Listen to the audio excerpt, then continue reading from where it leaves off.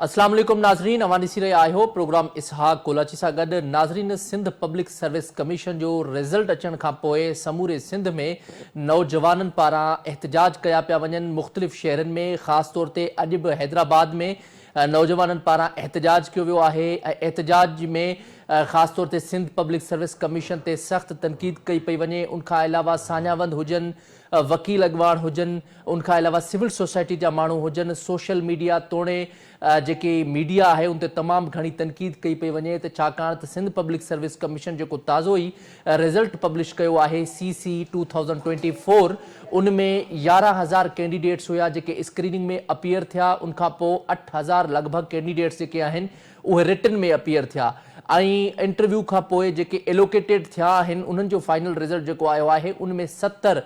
जेके कैंडिडेट्स आहिनि उनमें पास थिया आहिनि। सवाल इहो पैदा थिए थो ऐं शागिर्दनि पारां बि जेको आवाज़ु आहे उहो ठाहियो पियो वञे त 70 नौजवान कीअं मुमकिन आहे त उहे पास थी सघनि था जेकॾहिं हिकिड़ी सीट बि अवेलेबल आहे। हिकु सीट में बि घटि जेके 10 शागिर्द हूंदा आहिनि उहे ज़ाहिर उनमें पास थींदा आहिनि। उनखां पोइ इंटरव्यू लाइ वेंदा आहिनि। त इन में जॾहिं इहे रिज़ल्ट पब्लिश थियो आहे त उनखां पोइ समूरे सिंध में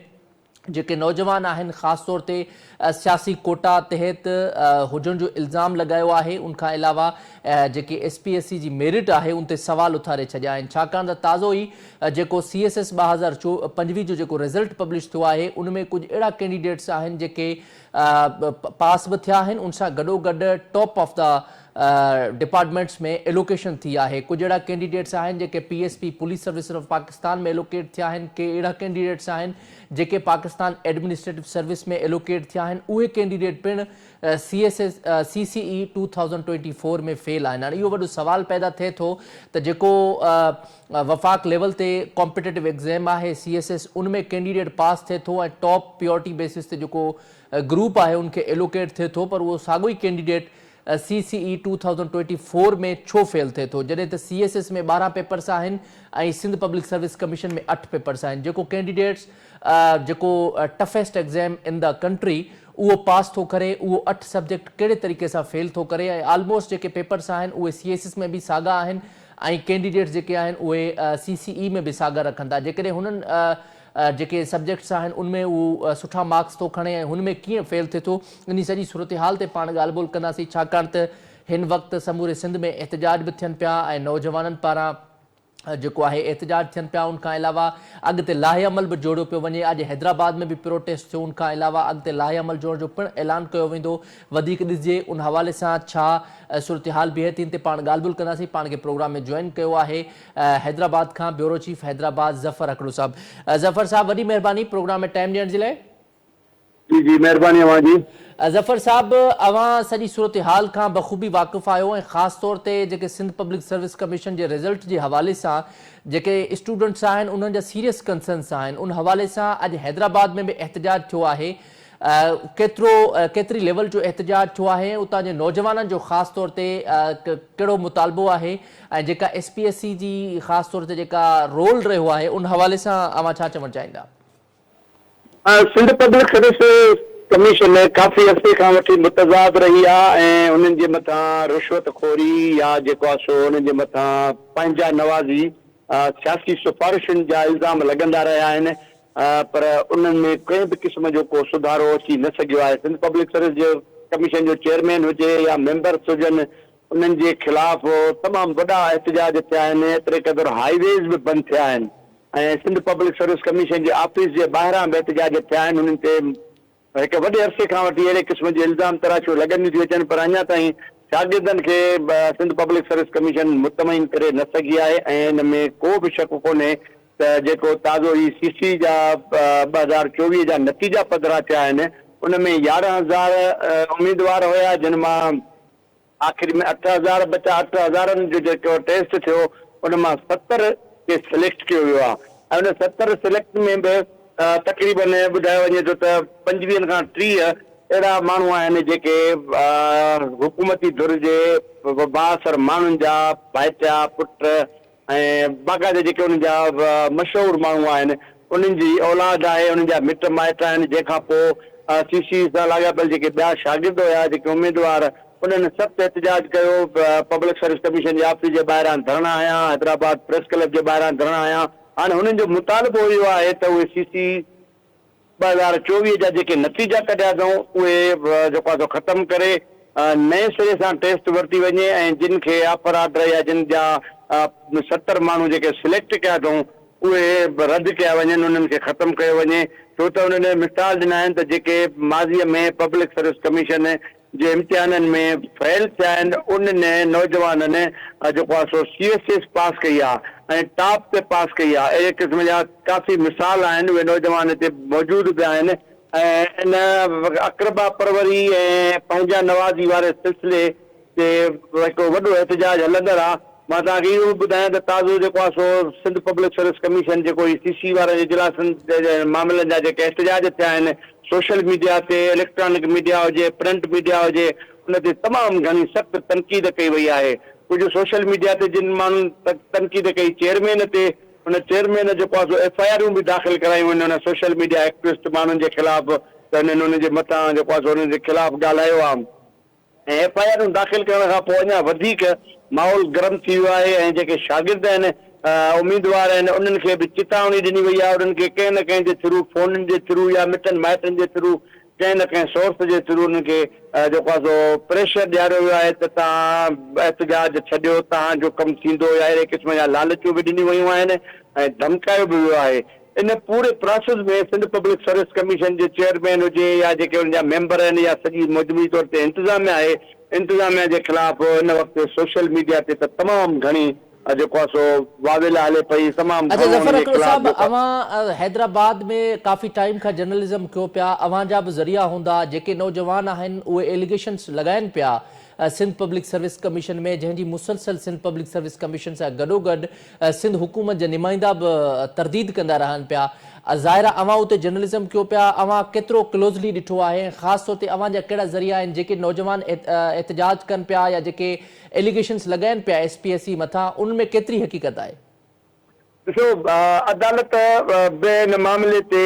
केस दाख़िल थिया हुआ, केसनि में जेको आहे शागिर्द बि दुरुजा हैदराबाद न बल्कि सिंध जो मशहूरु वकील आहे एडवोकेट सजाद चांडियो, उन सिंध पब्लिक सर्विस कमीशन के खिलाफ पटिशन दाख़िल कई हैदराबाद हाई कोर्ट में, जिते उनजी फेवर में उनजी जेके पटिशन दाख़िल में उन वाज़े तौर ते लिखियो त हिन पोस्ट जे लाइ हेतिरा पैसा वरिता विया आहिनि, हिन पोस्ट जे लाइ हेतिरा पैसा वरिता विया आहिनि ऐं उन केस में जेको आहे सो सिंध पब्लिक सर्विस कमीशन जे चेयरमैन खे बि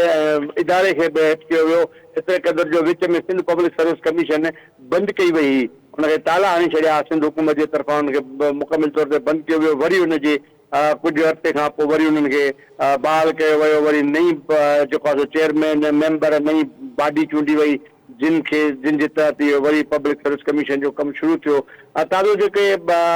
हिन में लोकल गवर्नमेंट में TMA थिया हुयूं, तालुका म्यूनिसिपल ऑफिसरनि जी जेका थी या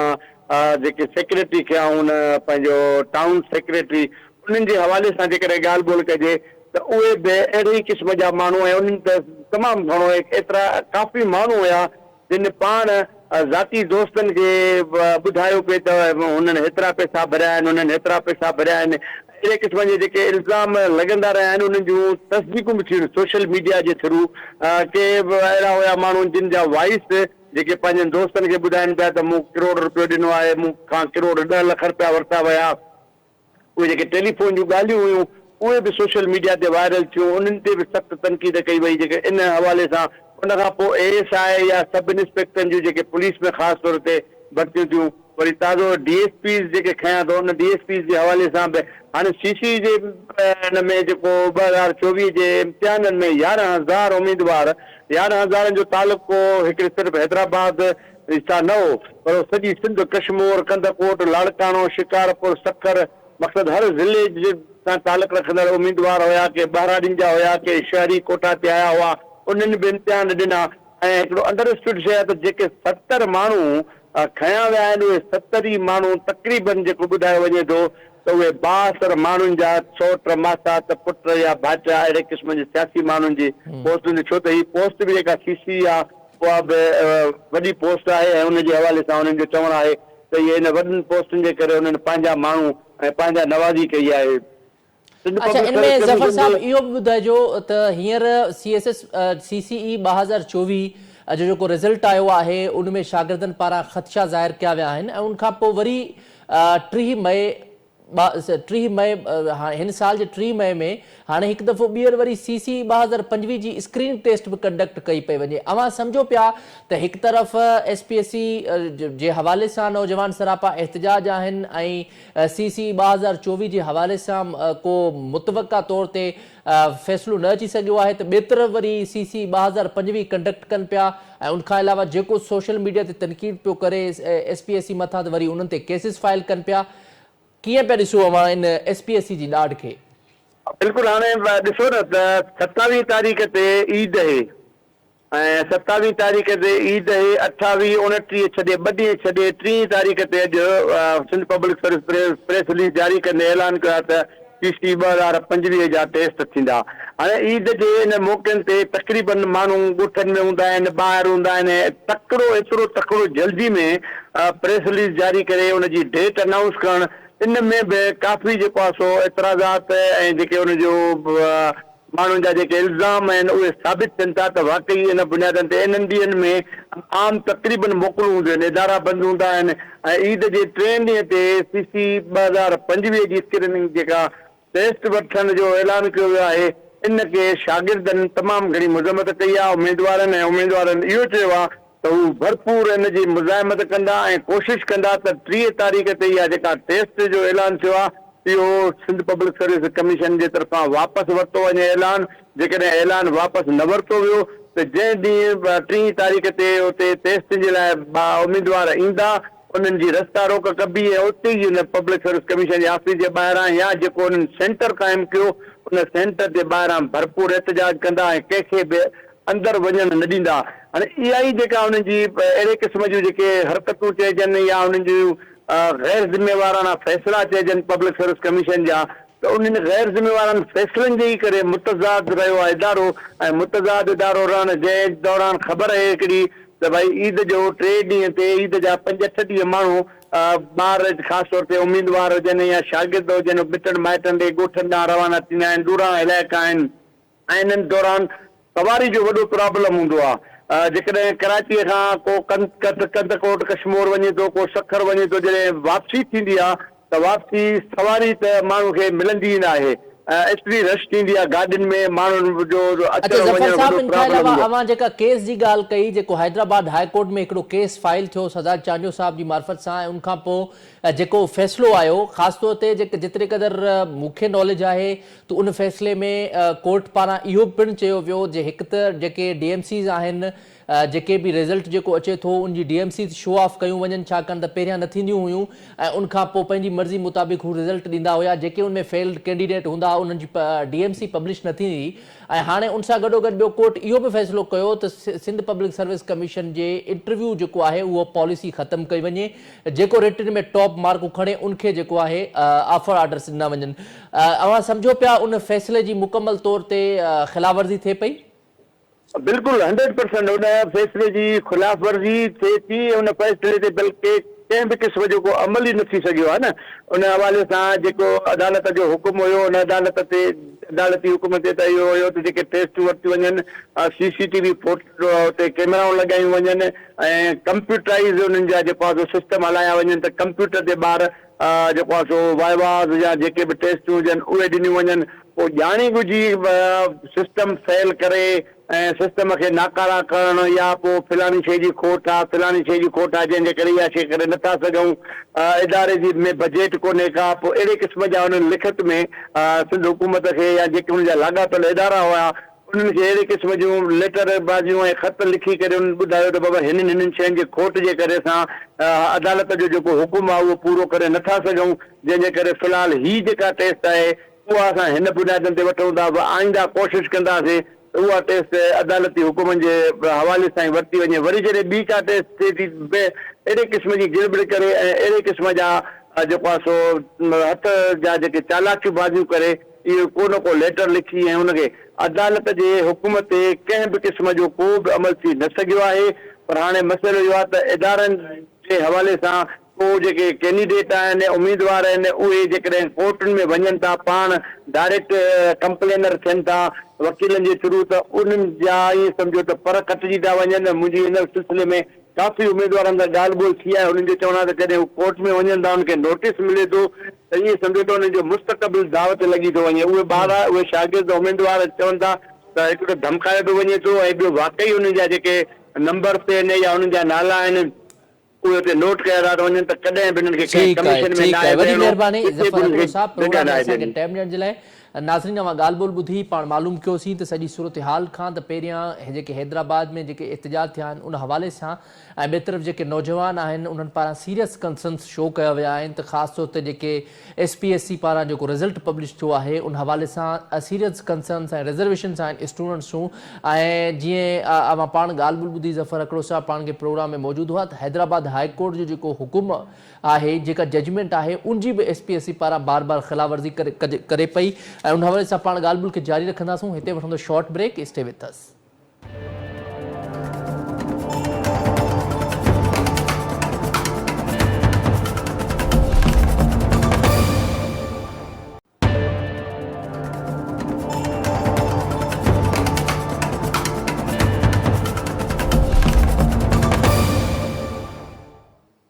वेलकम बैक। नाज़रीन पाण ॻाल्हि ॿोल करे रहिया हुआसीं सिंध पब्लिक सर्विस कमीशन जो ताज़ो ई जेको रिज़ल्ट पब्लिश थियो आहे उनखां पोइ शागिर्दनि पारां मुसलसल जेको आहे प्रोटेस्ट कया पिया वञनि समूरे सिंध में ऐं उनखां अलावा हैदराबाद में बि बिलख़ुसूस प्रोटेस्ट थियनि पिया। SPSC जे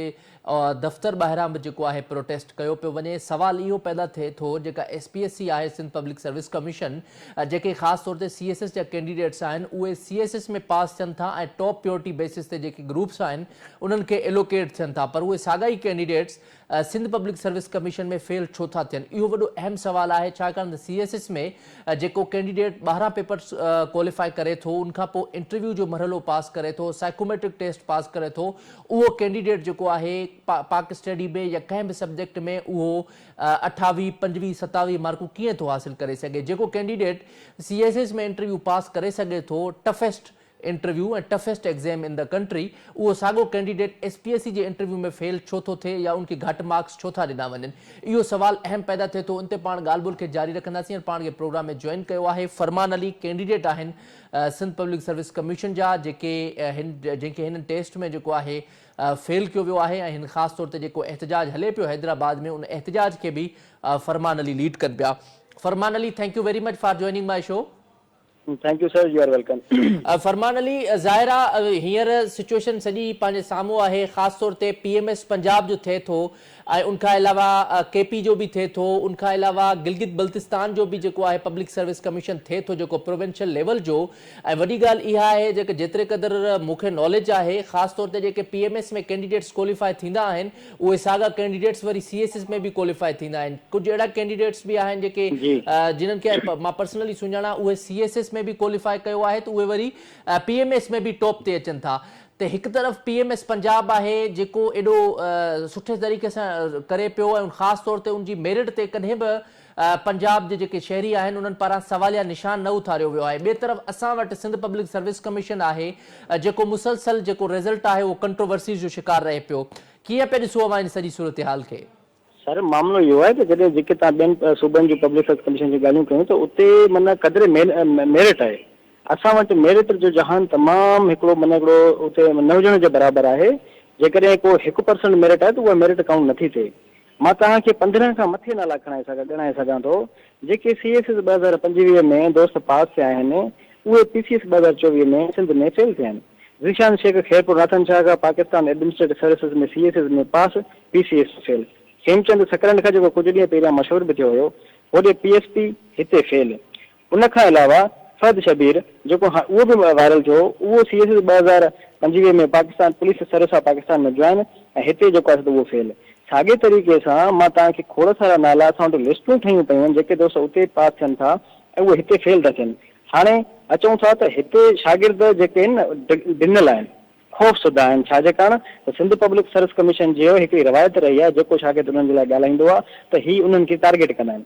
मुंहिंजो नालो मुंहिंजो सभु शयूं तव्हां रिकॉर्ड ते रखी छॾिजो। जॾहिं मुस्तक़बिल में मां टेस्ट ॾींदुसि, इम्तिहान ॾींदुसि, सिंध पब्लिक सर्विस कमीशन वारा जंहिं तरीक़े सां असांखे ट्रीट कंदा उहो इंतिहाई हिकिड़ो मतिलबु हिकिड़ो थर्ड क्लास हूंदो ऐं असांखे फेल ई कंदा। हिन दफ़े छा आहे कि असांखे मुस्तक़बिल जो फेल हुजण जो बि ख़ौफ़ न आहे। 11,000 मां 70 छोकिरा पास करण जो मतिलबु इहो आहे त तव्हांखे पहिरियां ई ख़बर हुई त असांखे एतिरा पास करणा आहिनि, त हेॾी वॾी प्रैक्टिस करण जो मतिलबु इहो हुयो कि तव्हां मुल्क जा सूबे जा रिसोर्सिस पिया विञायो। ॿी त मां इहा ॻाल्हि चवां, असांजो अरबा वारे ॾींहं ते एतिजाज रखियल आहे, हुनजे लाइ सिंध SPSC भली प्रेस रिलीज़ जारी करे या असांजे लाइ FIR दाख़िल कराए। हाणे त असां तयारु आहियूं न, त छो ॾिसो मां अॼु बि हिकिड़ी ॻाल्हि कई पंहिंजे सोशल मीडिया ते त SPSC असांजे सिंध जी शेख हसीना थी बीठी आहे। शेख हसीना जो मुराद इहा आहे त शेख हसीना बि जॾहिं कोटा वारो बांग्लादेश में मामिलो हुयो त ईअं होड ते बीठी हुई ऐं शागिर्द एहतजाज पिया कनि। SPSC हिते होड ते बीठी आहे, शागिर्द एहतजाज पिया कनि। हाणे इनफ इज़ इनफ, हाणे असां एहतजाज कंदासीं। मुंहिंजो कंहिं बि सियासी पार्टी सां तालुक न आहे, मुंहिंजो कंहिं बि मज़हबी जमात सां तालुक न आहे। इनमें ज़ाहिर ॾिसो ही जेको 2024 वारो CC जो रिज़ल्ट आयो आहे, इन खां पहिरियां 23 वारो हुयो उहो बि कंट्रोवर्शियल हुयो, उन खां पोइ जेको पहिरियां 22 वारो हुयो उहो बि मुसलसल जेके सिंध पब्लिक सर्विस कमीशन जा एग्ज़ाम आहिनि ख़ासि तौर ते CC उहे कंट्रोवर्सी जो शिकार रहनि था। सेम अहिड़ा स्टूडेंट्स जेके हर साल CSS में पास थियनि था उहे SPSC उन्हनि खे फेल करे थी ऐं उन हवाले सां स्टूडेंट्स भी एहतजाज कंदा रहनि था। पर अव्हांखे यादि हूंदो जेके प्रोटेस्ट थियनि था उन हवाले सां को पॉज़िटिव रिज़ल्ट न निकिरंदो आहे। अव्हां हिन वक़्तु केतिरो जेको आहे उहो मुतमिन आहियो ऐं कहिड़ो लाइ अमल जोड़ियो आहे ख़ासि तौर ते SPSC जे हवाले सां, छाकाणि त SPSC CC 2025 जी स्क्रीनिंग जो पिणु ऐलान करे चुकी आहे? जी सर, असां हिन दफ़े काफ़ी वॾी हद ताईं मुतमिन आहियूं। हाणे मुतमिन छो आहियूं, SPSC असांखे सो फार हिन वक़्तु ताईं रेस्पॉन्स पॉजिटिव न ॾिनो आहे, पर असां मुतमिन छो आहियूं उनजो कारण इहो आहे त नौजवाननि में उत्साह आहे। नौजवान हिन दफ़े इन शइ खां नथा ड्रिजनि त असांखे तव्हां टारगेट कंदव, असांखे नेक्स्ट टाइम तव्हां फेल कंदव या कुझु बि। हिन वक़्तु मूंसां 200 खां वधीक शागिर्दनि शाम खां वठी राब्तो कयो आहे त असां CC 2025 जो बाइकाट था कयूं ऐं इहा SPSC ॼाणी वाणी करे PCS 2025 जो डिक्लेयर कई आहे डेट त जीअं शागिर्द होॾे एंगेज कनि। एतिरा के बेवकूफ़ आहिनि SPSC वारा। 30 मई जी हुननि डेट रखी आहे, 30 मई ते ईद वारा ॾींहं आहिनि। हाणे ईद वारे ॾींहंनि में शागिर्द जेके ॻोठनि में वेठा हूंदा उहे अची त स्क्रीनिंग ॾींदा। अहिड़े सलाहकारनि जे नतीजे ते प्रेस रिलीज़ जारी कनि था जिन खे टके जी ॼाण कोन्हे का। अच्छा, इनमें सवाल इहो पैदा थिए थो फरमान, क्रिमिनोलॉजी जेको सब्जेक्ट आहे उहो CSS में भी 100 मार्क्स जो सब्जेक्ट आहे ऐं PCS में भी 100 मार्क्स जो सब्जेक्ट आहे। मां त हिकिड़ी DMC ॾिठी, उन DMC में क्रिमिनोलॉजी पार्ट 1 भी आहे, पार्ट 2 भी आहे। मां इहो सम्झण खां कासिर आहियां त हाणे SPSC वारनि खे थी छा वियो आहे, छाकाणि त क्रिमिनोलॉजी सब्जेक्ट जेको आहे उहो बाय चॉइस 100 मार्क्स जो पेपर आहे, पोइ उन बावजूदि उन्हनि मेंशन छो कयो आहे DMCs में? जी साईं, इन ॻाल्हि इन पॉइंट ते असांजो मौक़िफ़ इहो आहे, असां जेके शागिर्द आहियूं इहो सम्झूं था त हिन दफ़े हिननि टीचर्स खां रिज़ल्ट चेक ई न कराई आहे। रिज़ल्ट शायदि का हिननि AI जनरेटेड बसि हिकिड़ो को कोड लॻायो आहे कि कंहिंखे केतिरियूं मार्कूं कंहिंखे केतिरियूं, पोइ हुननि जे एल्गोरिथम मां ई मिस्टेक थी वई आहे कि बाबा जॾहिं क्रिमिनोलॉजी जो पेपर हिकु हुयो त असां हिननि खे ॿ ॾेई छॾियासीं। अच्छा, क्रिमिनोलॉजी में मञोसीं त ह्यूमन एरर हुई, पर इन्वायरमेंट साइंस में बि ईअं थियो हिननि खां। त इहे ह्यूमन एरर जूं ॻाल्हियूं न आहिनि। SPSC जो किरदारु, SPSC जो मामिलो इहो हमेशह ईअं रहियो आहे। हिते मां तव्हांखे हिकिड़ो ॿियो आर्ग्यूमेंट थो ॾियां। तव्हां कॾहिं बि मीडिया जे माण्हू, सिविल सोसाइटी जे माण्हू हर साल रिज़ल्ट ईंदी आहे CSS जी, छा तव्हां ॾिठो आहे त जेके नौजवान फेल थियनि था ऐं उहे एतिजाज कनि? न। छाजे करे तव्हां न ॾिठो आहे? छो जो CSS में जेके फेल थींदा आहिनि त उहे ॾिसंदा आहिनि त बाबा असां त फेल थिया आहियूं, पर जेके पास थिया हुआ उहे मेरिट कया हुआ, उहे ग़रीब जा ॿार हुआ, उहे कंहिं दादू जे, कंहिं जामशोर जे, कंहिं लाड़काणे जे, कंहिं बासर माण्हूअ जो पुटु न हो, भाणे जो न हो, भाइटियो न हो। इन शइ जे करे CSS ते असांजी अॼु बि जेको आहे त ईमान आहे ऐं असांखे पूरी उन ते माना हिकिड़ो आहे कि बाबा CSS में मेरिट आहे। पर PCS में माना इहो वञी बचियो आहे कि बाबा माना शागिर्दनि खे असां फ्रीअ में नौकरी न ॾींदासीं, हैदराबाद जी दाऊदपुरा लाइब्रेरी में पढ़ी पढ़ी भरी मरी वञनि। सो हिन दफ़े असां बि माना वचन कयो आहे कि बाबा शेख हसीना, सिंध जी शेख हसीना खे असां जेको आहे सो मजबूर कबो। अच्छा, इन खां अलावा फरमान इहो बि ॿुधाइजो जेको CC जो रिज़ल्ट आहे ऐं ख़ासि तौर ते अव्हांजा उन हवाले सां सीरियस कंसर्न्स आहिनि ऐं ॿियनि शागिर्दनि जा बि सीरियस कंसर्न्स आहिनि, पर ख़ासि तौर ते जेको सिंध पब्लिक सर्विस कमीशन जी इहा दावा आहे या बार बार उहे अव्हांजे जेके एलिगेशन्स आहिनि उनखे तरदीद बि कंदा रहनि था। ख़ासि तौर ते सूबाई वज़ीर नासिर शाह बि इन बयान जी तरदीद कई आहे। उन्हनि जो बकौल त इन में अहिड़ा माण्हू बि आहिनि जेके हारी जा पुट आहिनि या जेके चौकीदार जा पुट आहिनि, उहे बि इन में सिलेक्ट थिया आहिनि। अव्हांजी नज़र में अहिड़ा कैंडिडेट्स आहिनि जेके ग़रीब बिलोंग कनि ऐं उहे सिलेक्ट थियनि? मुंहिंजो साईं नासिर हुसैन शाह खे मैसेज आहे तव्हांजे थ्रू। साईं चयो आहे त 70 जेके शागिर्द आहिनि हिन में ग़रीब जा ॿार आहिनि। त पोइ मूंखे 70 शागिर्दनि मां खणी अचे न साईं 60-50 ॿार ग़रीब जा शागिर्द ॿार 50-30 शागिर्द खणी अचे जेके असां वांगुरु KFC हैदराबाद में नौकिरी कई हुजे जिन में जेको आहे सो त ट्यूशन्स पढ़ाए महिनत करे ऐं उहे पास थिया हुजनि खणी अचे न साईं नासिर हुसैन छा CC 23 में तव्हां ॾिसो जेको माना ॿार थिया आहिनि उन्हनि जो बि माना हिकिड़ो जेको रिकॉर्ड आहे उहो तव्हां ॾिसंदो त किथे न किथे वञी मिले थो हिकिड़े बासर सां असां शागिर्दनि खां ग़लती हिकिड़ी इहा थी जंहिंमें SPSC वरी हुन में ट्रेड थी वई आहे शागिर्दनि खां इहा ग़लती थी त CC 23 जॾहिं जो रिज़ल्ट ॾिनी अनएलोकेशन थी त शागिर्द वीचारा सभु चुप करे वेही कंहिं आवाज़ न उथारियो हिंद पब्लिक सर्विस कमीशन वारनि खे इहो महसूसु थियो त जॾहिं हाणे असां कुझु बि कंदासीं त छोकिरा न उथंदा इन ॻाल्हि में हू हिन दफ़े ट्रेप थी विया आहिनि ऐं हुननि खां एॾी वॾी ब्लंडर थी वियो आहे जो एनवायरमेंट साइंस जा केतिरा पेपर हूंदा आहिनि हुननि खे ख़बर न पई आहे जी अच्छा लास्ट में आख़िरी क्वेश्चन इहो ॿुधाइजो हींअर सिंध जा साझावंद हुजनि हींअर पॉलिटिकल पार्टीज़ हुजनि या हींअर वकील बिरादरी हुजे अव्हां सां हिन मामले ते स्टैंड वठी बीह रहिया आहिनि ऐं ख़ासि तौर ते सिंध पब्लिक सर्विस कमीशन ख़िलाफ़ हिकिड़ो वॾो मोमेंटम जुड़े पियो अव्हां सम्झो पिया सिंध पब्लिक सर्विस कमीशन जे ख़िलाफ़ जेको अव्हां ही मोटिव खणी निकिता हो उनमें अव्हां खे कामयाबी मिलंदी ऐं वाज़े तौर ते को कानूननि तव्हांखे तरीक़ो मिलंदो छाकाणि त हैदराबाद हाईकोर्ट पारां बि जेका जजमेंट आई कुझु टाइम पहिरियां अव्हांखे यादि हूंदो हिकु त इंटरव्यू पॉलिसी ख़तमु कई वञे ऐं नंबर 2 DMCs पब्लिश कयूं वञनि फेल्यूअर कैंडिडेट्स जूं हाणे DMCs त पब्लिश थियनि थियूं पर इंटरव्यू पॉलिसी हिन वक़्तु बि जारी आहे न सिर्फ़ु Sindh public service commission police constable जी जेका जॉब आहे उनमें बि ईअं ई साॻियो चकर थिए थो जेके कैंडिडेट्स आहिनि 90 मार्क्स खणनि था 85 खणनि था 95 मार्क्स वारे कैंडिडेट खे बि इंटरव्यू में फेल कयो वञे थो ऐं कोर्ट जो हुकुम जेको आहे उन हुकुम खे बि न पियो मञियो वञे त अव्हां सम्झो पिया तव्हां जेको हींअर मोमेंटम जोड़ो पिया इन में अव्हांखे कामयाबी मिलंदी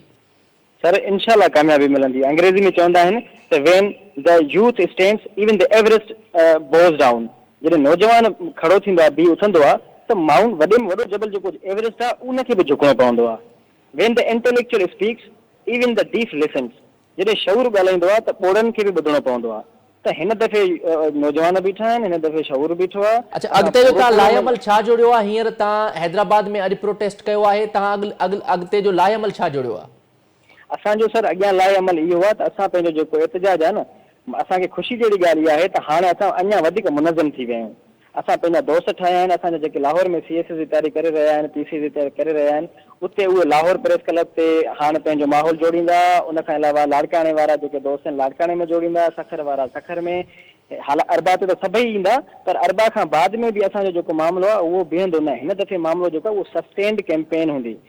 अच्छा हिते हिकिड़ी मां ॿी ॻाल्हि तव्हां सां कयां उहा मीडिया ते रिकॉर्ड रखिजो मुंहिंजी प्लीज़ त मूं समय तक मुंहिंजे कंहिं बि दोस्त खे असांजे कंहिं बि मामले खे अगरि कंहिं हरास कयो कंहिं धमकियूं ॾिनियूं या जेके दोस्त पहिरियां की नंढड़ी नौकिरी सरकारीअ में आहिनि उन्हनि खे उतां कंहिं सस्पेंड कयो वियो या कुझु बि थियो त असां ही जेको ऑर्गेनाइज़ थिया आहियूं हिकु दफ़ो ॿीहर हिन रोडनि ते ईंदासीं जी ठीक है thank you so much Farman Ali for joining my show नाज़रीन अवां ॻाल्हि ॿोल ॿुधी फरमान अली पाण सां गॾु प्रोग्राम में मौजूदु हुया सीरियस कंसर्न्स आहिनि ख़ासि तौर ते सिंध पब्लिक सर्विस कमीशन जे जीअं मूं इंटरव्यू में ॿुधायो त PMS पंजाब में अहिड़ा कैंडिडेट्स पास थियनि था जेके साॻाई कैंडिडेट्स CSS में बि टॉप कनि था ख़ासि तौर ते अहिड़ा कैंडिडेट्स जेके